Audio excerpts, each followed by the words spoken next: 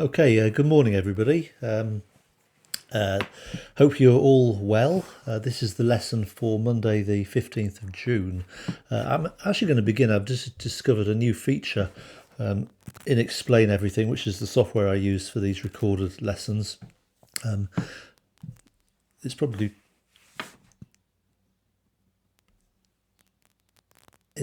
been there for some time. And as you can see, the feature is I've got a video camera facility, so I can put an inset, if I wish, of myself onto the screen. So I'm just sort of like going to move myself a little bit out of the way there. I probably won't keep me on the screen for the whole of this session, but nevertheless I thought I'd test it out, and who knows, you might actually enjoy seeing me again. Hair's getting a bit longer. Anyway, I hope you're all well. I know you've got a lesson. You've got a lesson on site on Friday as we move into the sort of next phase of lockdown. So enjoy that session on Friday. I think which is with Mrs. Bartlett, a three-hour history session. I think it's this Friday, but you'll know because you've got the timetable. Anyway, today's lesson, as you can see, is about Nazi racial policy, 1933 to 1935. There's the occasionally you'll see these embedded knowledge retrieval tests, so you can pause the video while you have a go at those 9 questions, 3 from last lesson, 3 from last month, 3 deeper knowledge, and then when you're ready, go to the press play again, and the answers are on the answers will follow. And there are the answers. See how well you did. So again, I don't need to sort of like prolong the point, but it's obviously worth reminding you again about with history. It is about fingertip knowledge, committing the information to your long-term memory, and that means constantly going over material from previous lessons. And of course, now in lockdown, maybe that's the sort of like great time opportunity for you to sort of like be creating all of those revision flashcards, etc., that you need for this. The only way to get the information to stay in your long-term memory is a little bit and often constant reviewing the information. Okay, so today's lesson, I'm just going to sort of like move myself slightly out of the way there. There we go. Today's lesson, as you can see, is going back to the depth study. We've been doing depth study 3, a new Reich, and we're now moving into breadth study mode. So we're sort of like looking at the bigger picture, 1933 to 45. And the last 3 lessons we've been looking at German society and the Nazi regime, 1933 to 45. After these 2 lessons, we're going to go back to that, and we're looking at the economy, 1933 to 45. But sitting in the middle, we've got racial policy, and this is part of the depth study. So it's only 1933 to 35. If you think to yourself, why didn't we do this at that point there? It kind of made sense. There's a little bit of logic here. It made sense to look at racial policy following the 3 lessons about society and about the nature of popular support. I think the last 3 lessons give us a bit of contextual knowledge that will help with your understanding of racial policy. So, to deepen your knowledge and understanding, I'll put this onto the Padlet page. There is a chapter called Outside the Volksgemeinschaft. Volksgemeinschaft, remember, was the people's community. Stephen Lee's chapter 8, Outside the Volksgemeinschaft, is obviously looking at the groups of Germans who were not really included as being part of the people's community. And the first essay there is called What Role and with What Effects Did the Concept of Race Play in the Nazi System? So that's an excellent essay in chapter 8 of Stephen Lee. Next, context in terms of relevance to the examination. Put myself back on the screen again. Okay, so the point here is, let me just make it a little bit smaller, there we go. Within section B, the topic about Germany 1933 to 35, if you try to sort of imagine, there are 4 question types that could basically appear. And this is simply by looking at all the past papers, looking at the specimen papers, looking at the range of questions that are in the textbook and in the revision guides. And remember, they're written by the revision guide is written by the chief examiner for the paper as well.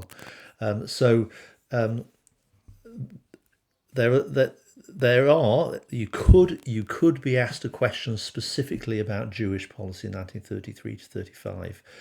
Why do we know that? Because last year's paper, the 2019 paper, as you can see, there was a question: how far do you agree that the Nuremberg laws marked a change in the policy of the Nazi regime towards the Jewish population of Germany in the years 1933 to 35? Okay, so you could get a question just on Jewish policy. Okay, you could get a question on, as we've already seen, about the nature of the revolution that turned Hitler from Chancellor to Führer in 1933 to 34. And within that, you could include material about Jewish policy. So, for example, one of the points we'll learn about today is that on the 7th of April 1933, Hitler passed a law that basically removed Jews from employment in the civil service. Okay, so that's part of the Gleichschaltung of the state apparatus that we looked at in previous lessons, but there's a Jewish element, Jewish policy element that's being included there. Also, as you know, in section B, there are lots of possible questions about the nature of Hitler's rule. And in fact, the question you're working on at the moment that you're going to hand in next Monday is, of course, one of those types of question about the nature of Hitler's rule. And again, within that, we're doing Jewish policy, today's lesson and Wednesday's lesson. You will come across useful material that you could incorporate into an answer about Hitler. Was he an effective, decisive leader? Because we'll look at his indecision or his decisiveness with regards to Jewish policy. So therefore, material from today's lesson and Wednesday's lesson could be used in that type of question. Likewise, we've in the last 3 lessons we've been doing about the Volksgemeinschaft, the people's community. And you could get a question in section B about how far Hitler managed to achieve this ideal of a people's community between 1933 and 1935. For example, you could get a question to say, to what extent was Nazi rule built on popular consent, 1933 to 35. So again, within that, there's lots of things to talk about, but you could bring in material about Jewish policy. So what we're doing in today's lesson and Wednesday's lesson, because we're splitting this topic into two halves, it's transferable material that you could use to strengthen answers on other things, questions about the legal revolution and Hitler's was he a strong dictator or a weak dictator, or a question about the popularity of the Nazi rule. Okay, so that's the context there. So there is our mind map. And what we're going to do here is, as I say, there's quite a lot to cover here. So we're going to just break this down into 2 lessons. So today's lesson, Monday the 15th of June, we'll look at the first 3 strands. Okay, and then we'll finish it off on Wednesday. Okay, so let's begin with just move myself out of the way there. Okay, in a nutshell for the first strand. So, key points. There were 3 types of outsiders who, according to Nazi ideology, did not belong to the Volksgemeinschaft, the people's community. Now, we did the lesson about the people's community. 3 lessons ago. Okay, so remember what the people's community is: an all-inclusive, all Germans pulling together, even though there are class differences continuing, but we learn to love each other, etc., etc., to pull together to make Germany a strong nation. But here we're talking about who were the German people in Hitler's mind. Okay, how did Hitler define a German person? Now, of course, by our standards, in the 21st century in Britain, the world, the world we live in today, we define if we would say a British person, lots of ways of defining that. Okay, but pretty much the standard definition is a citizen, somebody who carries a passport, and is defined as a member of that particular nation. Now, in Hitler's head, that was not the case. His definition of Germanness did not include certain types of people. Even though they carried German passports, they, as far as Hitler was concerned, were not part of the German community. They were outsiders. So the first group were the ideological opponents of the Nazi regime, group number 1. And that in particular meant the communists and the socialists. Okay, in other words, any group whose political beliefs did not fit in with the ideology of the Nazi regime. Again, as you know, they were targeted immediately in 1933, and when concentration camps were first created in 1933, concentration camps were primarily for communists and for socialists. Okay, they were the main people who were put into concentration camps in the sort of the first wave. When concentration camps were first created. Okay, the second group were what we call the asocial people. Now, the asocials were people whose behaviour was viewed as unacceptable because they had the wrong mindset. Okay, a good member of the people's community was supposed to, in a sense, put their own life, their own happiness on the line to make Germany a stronger, better country. So your own personal happiness was secondary. Your reason for existence in Hitler's mind as a good German was to strengthen the national community, the people's community, to strengthen the nation. And that was the reason for your existence. Okay, so if your behaviour prioritise your own personal happiness, then in Hitler's mind, that meant you were no longer a member of the people's community. So, for example, alcoholics were identified as being outsiders. Prostitutes, people whose behaviour was judged to be amoral by the standards that the Nazis had, were judged to be outside the people's community. And some people who made jokes against Hitler, okay, that was seen to be inappropriate behaviour because it was weakening the nation, laughing about the leader. You were outside the people's community. So it wasn't just communists and socialists who were put into concentration camps. It was these groups who were put into concentration camps as well. Now, it's a completely separate topic about the concentration camp apparatus, but certainly in the early months and years, if you went into a concentration camp, it was to correct your behaviour, and certainly that second group, the asocial types, would often get a short, nasty shock, and then they would be let out of the concentration camp, and hopefully that would adjust their behaviour. Communists and socialists, more difficult because they were committed. Their ideology that they were seen to be committed to. So many communists and socialists who were put into concentration camps stayed in concentration camps for the duration of the Third Reich. And of course, they were brutal places, and many people died in the concentration camps. But concentration camps, when they were first formed, they were not specifically formed, for example, for Jews. Jewish Germans weren't put into concentration camps specifically until about 1938. Okay, it was later on. Now, if a Jew happened to be a member of the Communist Party, then yes, there were Jews who went to concentration camps. But generally, in these early years, they were not put into concentration camps because they were Jewish. They were put into concentration camps because of their asocial behaviour or because they happened to be a communist or a socialist.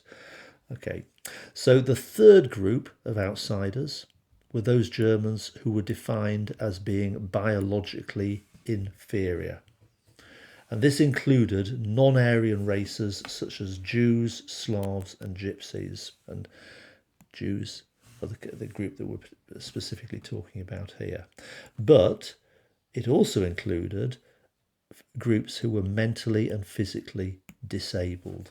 Okay, so biologically inferior. So what that particularly means is that by the Nazi scientific knowledge, their blood was seen to be tainted, infected in a sense. Okay, and they were worried that that if these groups had children, if they had sexual relations and they had children, that basically the weakness of the blood, whatever that weakness was defined as, would continue into the next generation.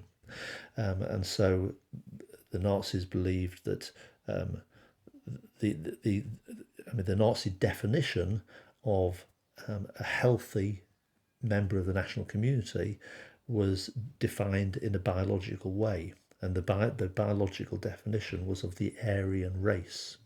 Okay, the outward sign of which would be blonde hair and blue eyes. Not always. Hitler himself didn't. Leadership characteristics, but mental illness. The Nazis defined that as something that effectively was weakening the national community, and also physical disability. That a good Aryan should be physically able. So if you were born with a physical disability that could be passed on to your children, then they were judged to be outside the national community. And it didn't take very long at all for the Nazis. In 1933, they passed a law in the summer of 1933 called the Law for the Prevention of Hereditarily Diseased Offspring. And that law established what were called sterilisation courts. And the sterilisation courts basically, it was compulsory that anybody who had a disease that could be passed on passed on hereditarily had to be sterilised, so they couldn't have children. So a range of different groups were judged to be outside the people's community.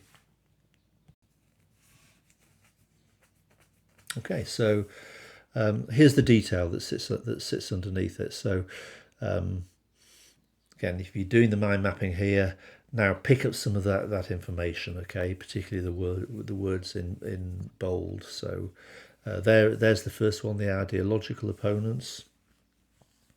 And as you can see, that there's a Nazi anti-communist poster. Communists betrayed, as sort of like agents of death and evil.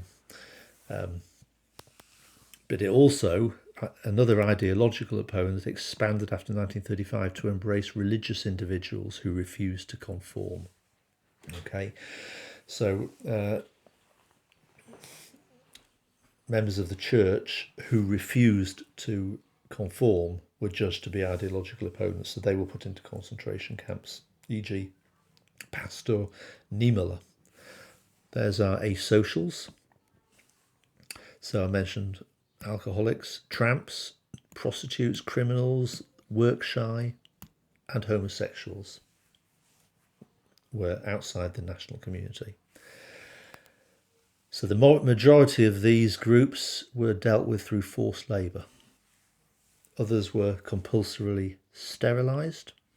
There's the law I mentioned a minute ago, the Law for the Prevention of Hereditarily Diseased Offspring, July 1933. Then in 1936, the Reich Central Office for the Combating of Homosexuality and Abortion was established.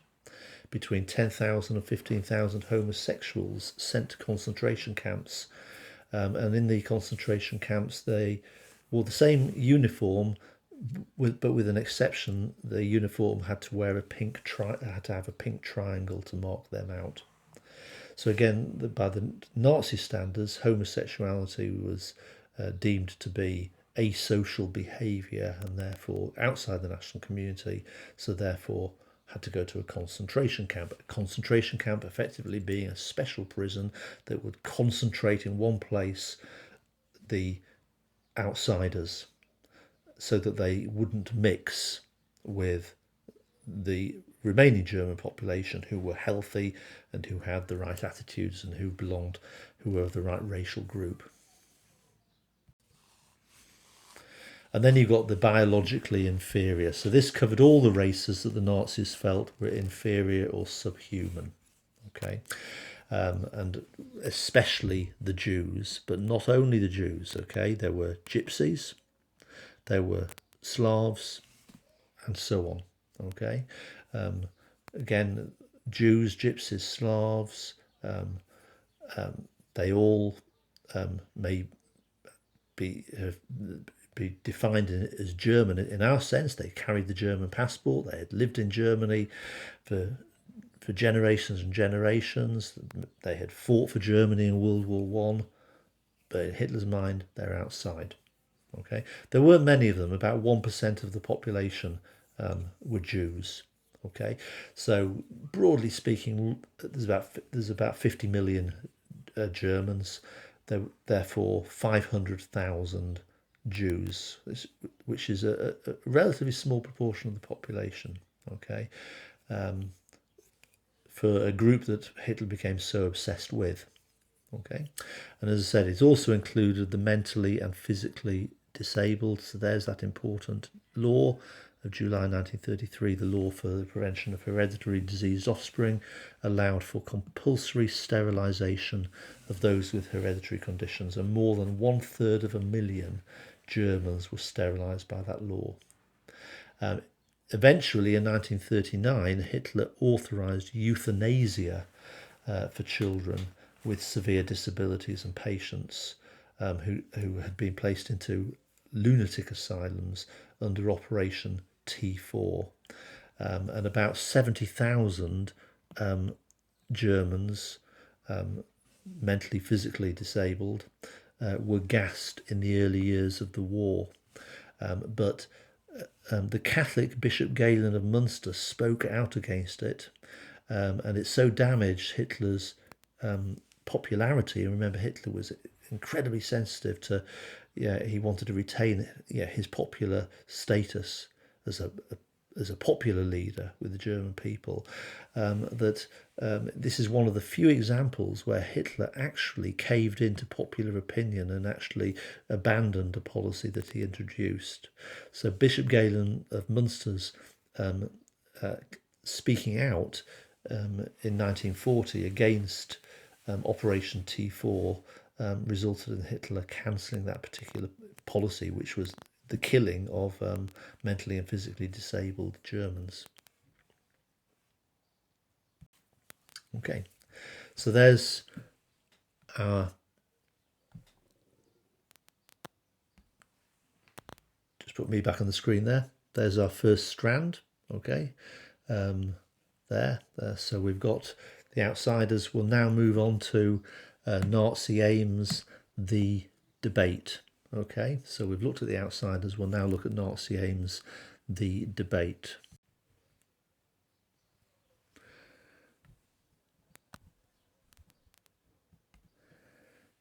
So again, I'm going to put myself onto the screen there. I'm getting used to this technology now. Okay, so we'll the usual thing then. Okay, so we'll capture in a nutshell the key points. Okay, and then the slides that follow afterwards give you the detail that you can add further detail to your mind mapping. So Hitler always aimed to exclude Jews from German life. Okay, that had always been his ambition, okay, to exclude Jews from German life. Okay, he saw them as outsiders. It's really important here that, again, we don't let our knowledge of what eventually happened, because we're historians and we know what eventually happened was the mass murder of Jews during World War II. Okay, we don't let that cloud our understanding of what the reality was. Okay, so just because Hitler went on to murder the Jews does not mean that he actually planned to do that, say, in 1933 when he took power. What we do know is that he hated the Jews. He wanted to exclude them from German life in some way.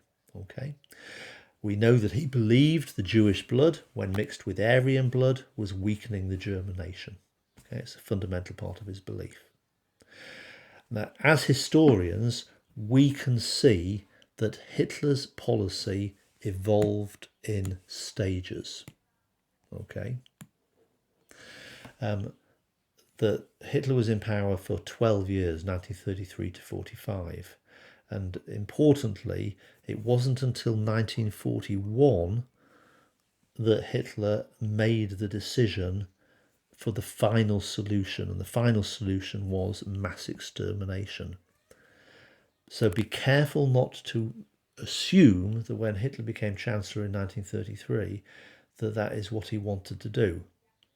Most of the evidence suggests that he didn't know exactly what the solution to the Jewish problem was when he first took power. So in the early years, 1933 to 37, Hitler pursued a gradualist policy towards German Jews, what we call a gradualist policy. And what this basically meant is, gradually, bit by bit, various laws were passed which removed Jewish rights and turned them into sort of second-class citizens. Okay, so very quickly, for example, a law was passed that removed Jews from the civil service. They couldn't have jobs in the civil service. That was the 7th of April, 1933.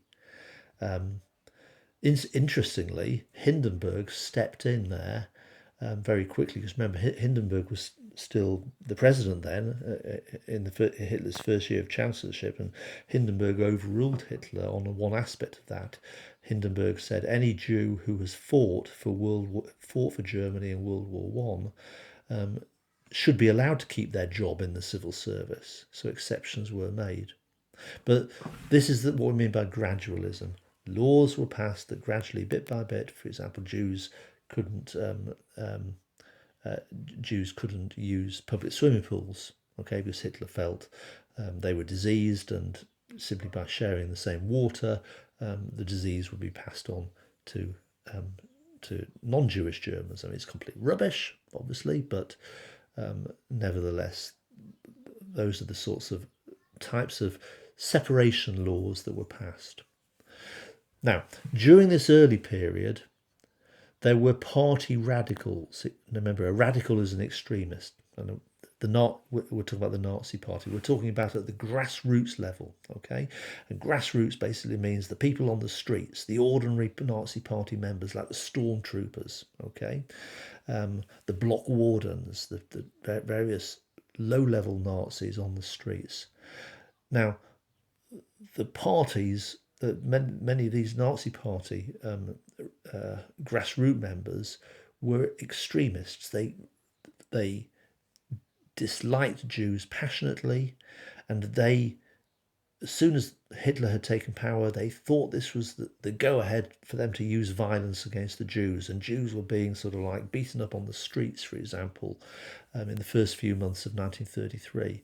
But remember, put this into the context of what we already know. Remember, Hitler very quickly stepped in and said, we must turn revolution into evolution. We must slow down the violence. We must stop this violence. We've got to have law and order in Germany, because his fundamental ambition in the first few years as Chancellor was to bring about economic recovery, was to create jobs for the German people. His fundamental ambition was to create an image that he was a peaceful statesman to other world leaders, because he wanted to persuade the British, the French and the Americans to dismantle the terms of the Treaty of Versailles. And he was worried that violence against the Jews, indiscriminate, random violence against the Jews by the party radicals, would damage his plans for economic recovery, to work to have the Treaty of Versailles revised through discussion on the World Conference stage, and also that he was worried it would actually damage his own personal prestige and popularity. Remember, much of Hitler's power was based on popularity, okay? And Hitler craved that constant popularity. He wanted German people to follow him because they believed in him, not because they were afraid of him. And to a large extent in these early months, he was incredibly popular, okay, for the decisive actions he took, and particularly remember the Night of the Long Knives, etc. Okay, so urging that violence is not used against the Jews, or stepping in and making sure that any actions against the Jews was non-violent action was really, really important. Hence the reason why much of the early actions against the Jews were legal actions, like you can't share a swimming pool, or you've got to have a different a bench in the park. Okay, so separating them without actually using violence. Okay, now from the late 1930s onwards, because that's 1933 to 37, but it pretty much started with Kristallnacht in 1938. Policy became much more radicalized and more violent, and that was policy from the top, from Hitler. Okay, but that didn't really happen until 1938. And remember, I said earlier that the concentration camps, for example, were mainly for communists and socialists and asocial types for the first 5 years, and you don't actually start seeing Jews being put into concentration camps until the late 1930s.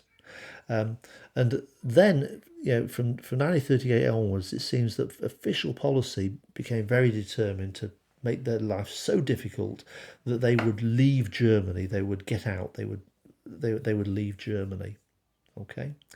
Now, ultimately, World War II, of course, broke out in 1939, and Germany then occupied Poland, and then in 1941 attacked the Soviet Union. And ultimately, in the 1940s, of course, policy from the top became much more sinister. Okay, and of course, we're talking about the mass murder, the genocide, the Holocaust of all the Jews in Europe. Now, remember, the Holocaust did not happen inside Germany. Jews were transported, and there weren't many Jews left in Germany because most had actually chosen to leave. They'd gone to America and got out of Germany in the 1930s. But Jews from other occupied countries like France and Holland and Belgium were transported by the Nazis to Poland during the war. And in Poland, of course, the horror of what we call the final solution happened. And of course, that final solution was the genocide, the mass murder of all the Jews in Europe. But that happened in the occupied East, not inside Germany. And they were not ordinary concentration camps. They were what we call extermination camps, special concentration camps built in Poland by the Nazis that were equipped with gassing facilities.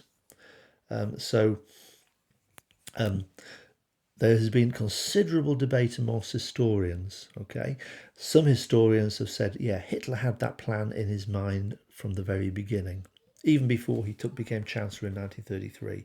And some historians have gone to Mein Kampf that Hitler wrote in the 1920s and have said, look, if you read carefully between the lines, you can see clear evidence that Hitler was planning mass murder, that in his head that was always the final solution. Be careful on that, okay?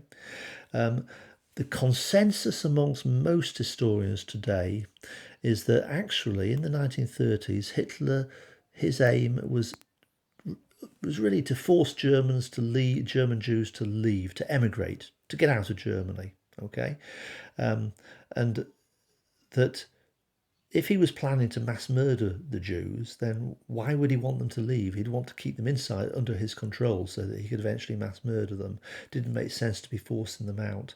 And the general consensus is that Hitler decided during the war in 1941, suddenly he saw an opportunity, because Germany had occupied most of Europe, to pursue a different solution. And that different solution was the final extermination.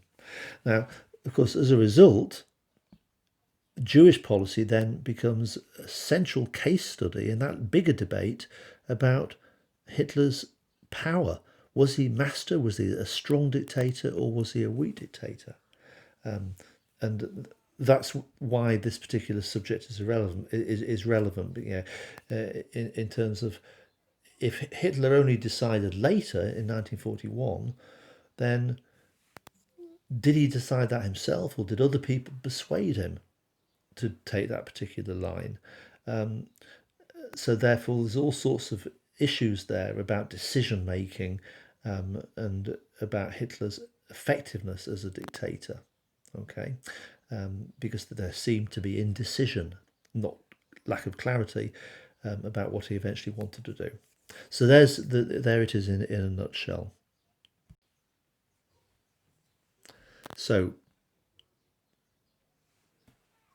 looking at the details that sit beneath it, okay, so there it is safest to view Nazi policy as being gradualist. Nazi policy was always discriminatory, okay, but initially the thrust was mainly separating them, okay, separate benches in parks and so on, okay, in a relatively non-violent way, and only gradually did it become more radical and more violent from 1938 onwards. Okay, there was violence before 1933, but it was not really planned and directed by Hitler. It was more sort of like spontaneous at the grassroots level by party activists. Hitler was constantly having to step in and saying, "I don't want that to happen." Okay, so there's the debate. Was Hitler's early moderation, was it genuine or was it a camouflage? And it's safest that you steer clear away from making that assumption that because Nazi policy eventually resulted in the mass extermination of more than 6 million Jews, that this is something that Hitler intended to happen from the very beginning. Because there's a lot of evidence that challenges that argument. Okay.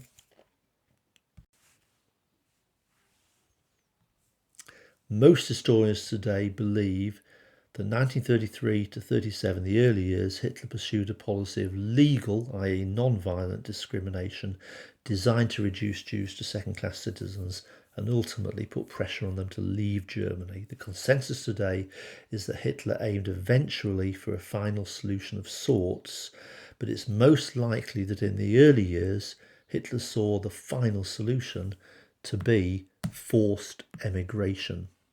Only with the outbreak of war in 1939 did Hitler start to think in terms of mass extermination as a final solution, a different final solution. And even then, most evidence points to the fact that it wasn't until 1941 that Hitler supported mass extermination as the final solution. Okay, so there's still considerable debate about the nature of the decision-making process with regards to Jewish policy. Did Hitler control Jewish policy? Was he giving clear direction? In which case he's a strong dictator, what we call an intentionalist argument. Or was Hitler more responding to circumstances, easily influenced by others who were making the decision for him, in which case we talk about him being a weak dictator. Okay, so that's the sort of context. Okay, so there are two strands. We've got one more strand to do for this lesson, and then we'll call that a halt and we'll finish it off in the lesson on Wednesday. So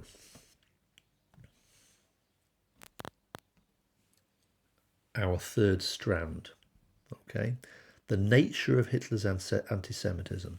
Okay, so let's just talk a little bit, develop hopefully a sharper understanding about why Hitler hated Jews. Okay, so we've already said, I think it's an important thing, that, well, yeah, who were the Jews?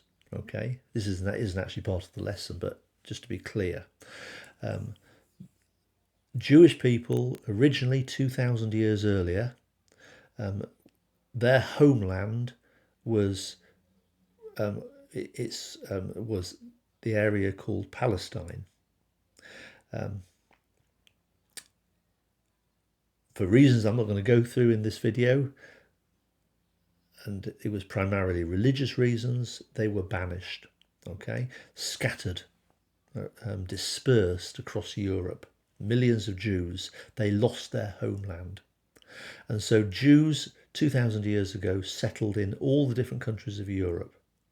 So they are a group of people who did not have their own country, and they had to form small communities in the different countries. So there were Jewish communities in London, for example, in the Middle Ages, in every country, France, Austria. They all had Jews as part of the country.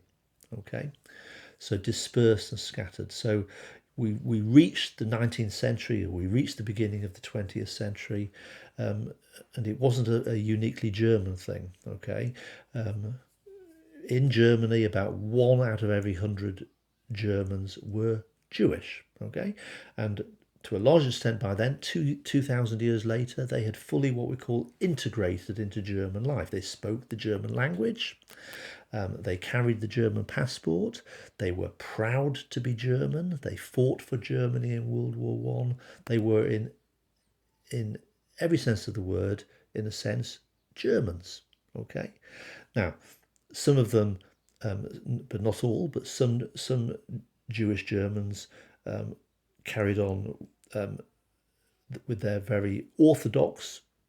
They have got their own separate religious belief, and the way in which they dressed, for example, was part of their Jewish culture. So they may have stood out because of the way in which they dressed, which was to do with their religious faith. But they were, in their heads, German people, and in the heads of all the other German people, they were Germans. Okay, but they were often easily identified, could easily be seen, because they would often live together in Jewish communities within German cities. Okay, now that had been the case for 2,000 years, not just in Germany, but in virtually every single country in Europe. Okay, these Jewish communities existed, and they were minority communities within the country. As I said, in Germany, it was about 1% of the population, about 500,000 Jews out of 50 million Germans. Okay, now Jew hatred, okay, was a feature of European history over this 2,000-year period, and Jew hatred is also is called anti-Semitism. Okay, so sorry, I'm just I've lost my screen there. I don't need to move myself down there. There we go. So Jew hatred is known as anti-Semitism, and anti-Semitism was not new. It existed over 2,000 years. Wasn't there all the time, but it happened sporadically, and it happened in all European countries. Jews were sometimes attacked. Okay, for example, during the Crusades in the 11th century, Jews in lots of different countries were attacked because there was a sort of common wave. Christian knights were heading out to the Holy Land to fight against the infidel, as they were known, and so when they came across Jewish communities, they attacked them. Okay, so anti-Semitism had existed across Europe for thousands of years. So anti-Semitism is hatred of Jews, but we've got to be very careful. It was not there all the time, and if it did happen, it was only a minority of Germans or French or whatever country that hated Jews, and there were lots of different reasons for not liking Jews. Okay, but broadly speaking, there were 4 different forms of anti-Semitism. The most common, historically, certainly in the Middle Ages, was religious anti-Semitism. You disliked a Jew because they were not Christian. Another form of anti-Semitism was economic anti-Semitism. In other words, you disliked a Jew because of their wealth. Historically, but again, this is a massive generalization, so we need to be careful. Christians, the Christian faith frowned upon money lending, and there was a demand for kings to borrow money to fight their wars, and so Jewish families tended to fill that gap in the market, and they tended to become money lenders. And it therefore meant that many of the sort of like big banking houses and insurance houses that had been around for many, many years were owned by Jewish families. And so that meant when there was an economic downturn, historically over this 2,000-year period, when the economy of a nation hit difficult times, often Jews stood out because they were wealthier and they were more able to weather the downturn. And so therefore, often during an economic recession, Jewish communities were attacked by sort of angry people who felt that the Jews were sort of like milking the wealth of the nation, etc., etc. Okay, that's what we call economic anti-Semitism. For example, in 1873, you may remember Bismarckian Germany. 1873, there was a European recession, and there was an outweigh. There was lots of anti-Semitism, and it wasn't just in Germany; it was in France, and in particular in Austria. A lot of anti-Semitism in Austria at that time, but that was more motivated not by their faith. It was more motivated by their wealth. Then you've got scapegoat anti-Semitism. A scapegoat anti-Semitism, you know what a scapegoat is when it's very convenient. Sometimes when times are tough, it's very easy to blame the cause of those tough times on easily identifiable outsiders who don't seem to quite fit in. Okay, and so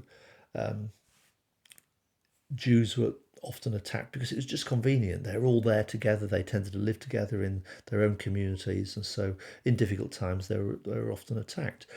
Hence, at the end of World War One, there was a wave of anti-Semitism because a lot of people struggling to fit into post-war life, and it was just trying to make sense of their misfortunes, and sometimes it was just easier to attack the Jews and to blame the Jews, as you know happened in Germany, the stab in the back. Then you've got this fourth form of anti-Semitism, and that's biological anti-Semitism. And this is a new one, and this appeared in the 19th century during the scientific revolution. And of course, we've talked about social Darwinism. And social Darwinism was this sort of like, it was born out of Charles Darwin and the theory of evolution, which again, absolutely fine, scientific argument, which is known today, applies to animals, the survival of the fittest. But as we know, there were human beings, there were extreme political groups that grabbed hold of Charles Darwin's ideas and had liked to apply it to the world of men and women, to human beings. Social Darwinism, this sort of idea that that some communities were stronger than others, and social Darwinists tended to define the strength of people by their blood. And so inevitably many social Darwinists started in terms of talking about sort of like races of master people, and in particular many social Darwinists talked about the Aryan race, that the strongest people were those who were of particular physical characteristics, and the Jews didn't fit in with that, and so Jews were often sort of defined as a racially inferior group, that the blood that ran through their veins needed to be kept separate from Aryan people. And this is and this is a different reason for disliking a Jew. Now, the earlier reasons, the religious anti-Semitism, the economic anti-Semitism, and the scapegoat anti-Semitism, a Jew can change those features. If they wanted to, a Jew can change their faith. If they wanted to, a Jew can basically give their wealth away. But what was sinister about biological anti-Semitism is there's nothing a Jew could do. If they're hated because of their blood, because of their physical appearance, their physical characteristics, then that's something they can't change. And this was a new type of anti-Semitism that began to appear in the 19th century. Now, Nazi anti-Semitism, okay, Hitler and the Nazi Party, they hated Jews. They tended to draw upon all of those types of Jew hatred. Yeah, they hated the Jews. The Jews were scapegoats for causing Germany's defeat in World War One. That's scapegoat anti-Semitism. Many people followed the Nazis because they believed the Jews, their economic wealth was undercutting German society, etc. So there were aspects of all four, but it was particularly the biological form of Jew hatred that was central to Nazi anti-Semitism. Okay, in a sense, it could be argued that Hitler and the Nazis were a product of a society that was already anti-Semitic. Okay, so hating Jews because of their religion and because of their wealth and because of scapegoats, etc., had been around for hundreds of years. And in a sense, the Nazis were a product of that. But crucially, Hitler's anti-Semitism and Nazi anti-Semitism was unique and different from any form of anti-Semitism in the past. And that's because Nazi anti-Semitism was the absolute core of Hitler's worldview. It was essential. It was almost like a paranoid article of faith. So Hitler's hatred of the Jews was largely because of their race, because of their biological makeup. But it was a paranoid thing. Hitler believed that the Jews were motivated and were conspiring to bring about the downfall of the German people. Okay, Hitler believed that a typical Jew was jealous because the Jews didn't have their own nation, and so what they wanted to do was bring about the downfall of strong nations.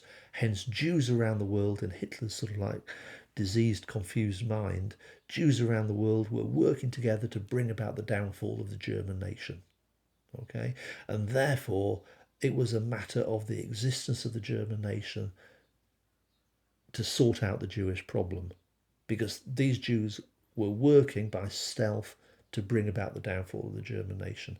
Now, of course, it's complete rubbish, but the important point is Hitler and the Nazis were obsessed with this. Okay, what they saw as a biologically inferior people. Okay, so Hitler and the Nazis pursued this obsessively and relentlessly. And remember, Jews were only about 1% of the German population, only 500,000 important. It's also important to remember that although anti-Semitism existed in Germany before Hitler, most Germans were not anti-Semitic. Okay, and any anti-Semitism before 1933 was mainly of the first three types. Okay, ordinary Germans, yeah, there were some who did not like Jews, but where there was anti-Semitism, it tended to be for religious reasons and economic reasons and scapegoat reasons. The biological, the hatred of Jews because of their bloodline and because of their blood, was the Nazi obsession, and ordinary Germans could not relate, did not really relate to that particular argument. And most ordinary Germans were not anti-Semitic. Okay, so need to be very, very sort of like clear in our understanding of that. Germans did not vote Hitler into power. They did not vote for him in the 1920s and early 1930s because of his anti-Semitic beliefs. They were separate. Germans voted for Hitler because Hitler promised to create strong government and sort out unemployment and etc. etc. Those are the sort of like reasons that Germans supported Hitler into power. So just be clear on that. So the detail that sort of sits beneath it. There's that sort of first point about anti-Semitism was not new. Jews were outsiders, expelled from Palestine at the time of Christ. Popular resentment against Jews had been common for 2,000 years. There's a woodcut, for example, in the year 1338, showing Bavarian Jews being burned alive. And I say particularly you tend to get this sort of like movement against Jews at a time of national, at a time of crisis in a sense. So the Crusades of the 11th century, many Jews were attacked. During the Black Death, that was 9 years later after that particular woodcut, 1347, people were afraid and paranoid, and so often Jews were targeted at that particular time. So there's the information about the four specific types of Jew hatred. So religious Jew hatred went back to the times of the Crusades. It was present in many European countries. Economic Jew hatred, very common, not just in Germany, but across the whole of Europe, especially in times of economic crisis. There's a picture there showing anti-Semitism in France in 1899. Okay. There's a very famous case called the Dreyfus Affair. I won't go into it, but that was largely fueled by anti-Semitism, by French anti-Semitism. And then you've got hatred of Jews as biological inferiors, and that became increasingly common in the late 19th century, and it was a product of social Darwinistic ideas. Charles Darwin's survival of the fittest transferred to human societies. And then fourthly, you've got scapegoat Jew hatred. Jews were a convenient and easy group to target during times of crisis, simply because they were seen to be outsiders. Thus, Jews were popularly blamed for Germany's defeat in World War One, stab in the back, etc. There were about 70 right-wing anti-Semitic political parties in Germany in the years after World War One, not just the Nazis. Okay, and most of those right-wing political parties hated the Jews because they blamed them for Germany's defeat in World War One. Okay. In other words, on one level, Hitler and the Nazis were the product of a society that was already anti-Semitic. But what made Nazi Jew hatred unique was this obsessive vindictiveness, and it was dominated by race hatred. It was dominated by the biological type of anti-Semitism, the core of Hitler's worldview. Other political parties were anti-Semitic, but the Nazis were unique because their anti-Semitism was almost like an article of faith.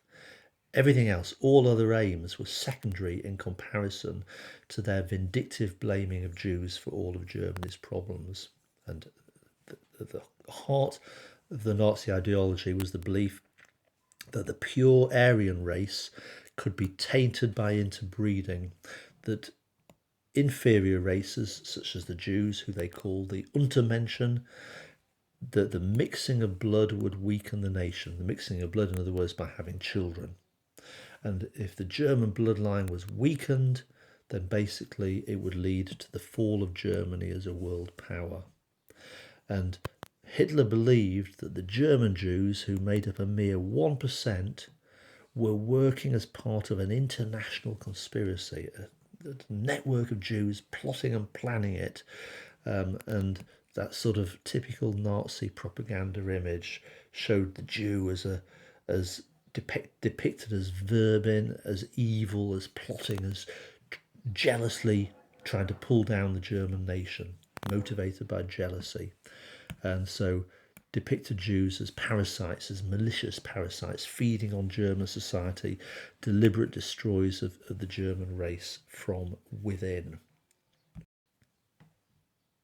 And finally, it's important to remember that though there was anti-Semitism in Germany before Hitler, the vast majority of Germans were not anti-Semitic. And those that did occasionally display Jew hatred did so mainly for economic and scapegoat reasons, rather than viewing Jews as biological inferiors. It's also important to remember that the majority of people who voted for Hitler did so not because of his hatred of the Jews, but were motivated more by his promises to solve unemployment and crush communism. So in 1934, a survey into the reasons why people joined the Nazi Party, more than 60% didn't even mention anti-Semitism. Okay, and as I say, there's a picture of a typical German Jewish family in Berlin in the 1920s, and if you had spoken to them, they would have said, well, we're Germans. We carry the German passport, we're part of Germany, we are proud to be Germans. They voted for, political parties of all persuasions, etc., etc. They had become integrated over 2,000 years into German life.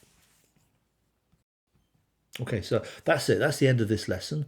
So on Wednesday, we will pick up then the Nazi policies, the early policies, 1933 to 37, and in particular, we'll talk about the Nuremberg laws of 1935.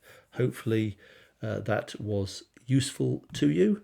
Pull myself back on the screen there. So well done. Remember to use the chat facility on Teams if you want to contact me. I'm here at all times to support you, even though I'm not actually in school and we're not in school, to meet each other face to face. Remember, just contact me using Teams, and hopefully you're all making good progress. Just a reminder that your next essay is due on the 22nd of June, and make sure you Once you've done that, you scan it and you upload it to the assignment area and Teams. Please, if you can, try to get hold of some scanning software that combines all the pages into a single document.